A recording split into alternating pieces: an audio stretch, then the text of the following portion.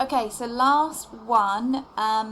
This is Kimberly's response, and it's the strongest of the three, I think. I think just from looking at it, you can see that the detail is a little bit more detailed than the previous two. And you will notice that in band 4 of the mark scheme from the first video, the word detail is shown. So like with anything, like with English as well, the more detail you put into something, the more you explain your answer and give reasons, the higher your mark tends to be. So that's in the first instance, but we know we don't like waffle, we need good quality detail, so that is what Kimberly has shown us. So let's take a little read first. This Billboard magazine cover intends to create an impression of Alicia Keys as a powerful and established woman within the music industry and show how she is adapting to times changing within society. There is a focus on connoting Alicia as a strength within the music scene rather than someone who isn't the focus within society as much as she previously was. However, we can also understand that she is experiencing a sense of liberation through her body language. An interesting part of the image framing. As Alicia takes the majority of the picture, this suggests to the reader that she's the focus of the magazine and our undivided attention should be on her. From this, an audience would be able to understand the importance of Alicia within this magazine edition and how it's mostly going to be dedicated to her. Also, the use of the low angle shot to take the picture suggests that Alicia holds a certain amount of dominance and control over us as we look up to her. Really clear. Can you see how clearly Kimberly is explaining her ideas there? She's really, if you look at the haven't highlighted, that's just all explanation. Can you also notice how her points are very similar to Abigail's and Alam's? All three girls have identified this really interesting point about the power of Alicia Keys, but also all identified this idea of freedom and liberation. So Abigail and Alam hopefully were looking at this and thinking, right, I had that idea as well. I thought the same thing. This is how I might have explained it a little bit more clearly. Then we have the Interestingly, you would also consider that the fact that she's looking away from the camera suggests her focus lies elsewhere, and it seems as though she's not focused on what's actually occurring, but rather something on the sideline. Additionally, the choice of using verbal codes throughout the magazine cover helps us, the reader, to understand why she was chosen to be on the front of such a prominent magazine. This is shown in both the way that both Fraser's 2020 Grammy nominations and Alicia Keys are in large-scale, bold writing in order to deliberately catch the eye of the reader and make them wonder that Alicia has to do with this year's Grammys. An audience is able to understand that due to the use of the verbal code, Alicia has a large hand with this year's Grammys, and by reading on, she will be the one hosting them. The audience is also able to understand that Alicia is changing the way the Grammys are presented to bring it to the more modern era, as the code established she plans to take it to the new era.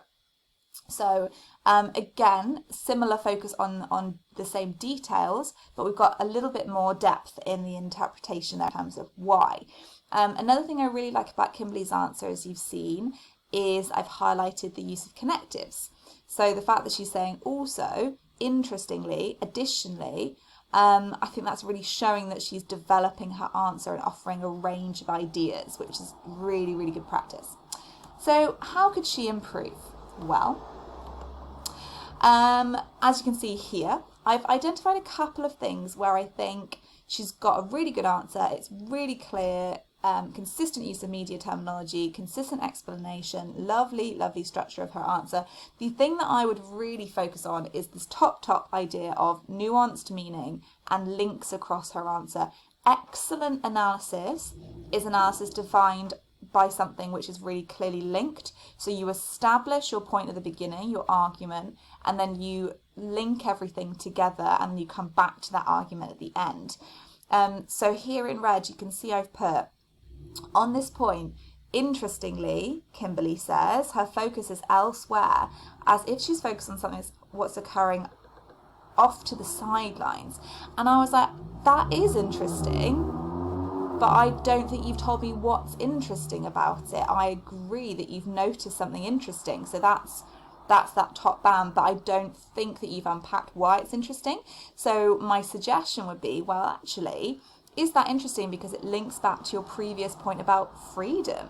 So is she looking away from the camera because she's kind of above and beyond these stereotypes? She's free from conventional expectations, and she's liberated from priorities and focus because she's looking off.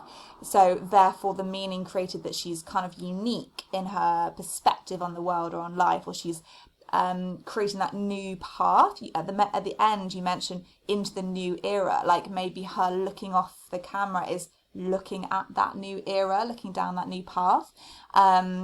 So do you see how you could make a sort of more perceptive link between those things, and then it becomes less like listing good ideas and more like saying, oh, and this could link to this, which shows this, which shows this.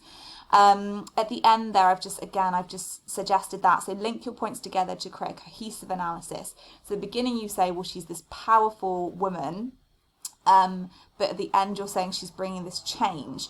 My question there was, did you plan this answer, or did you write out as you were looking at the poster and magazine cover, as you were writing the answer, were you adding ideas? Now, if that's the case, I can see how this happened, because all your ideas are really good, but they don't tie together as well as they could.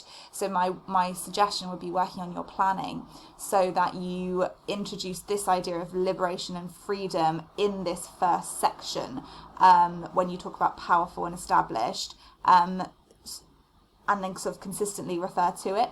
So you've said she's adapting to times changing within society, that sort of thread constantly coming back, so that each time you introduce a new method, you're linking back to that thread. I think you're almost there, and I think all your ideas are there.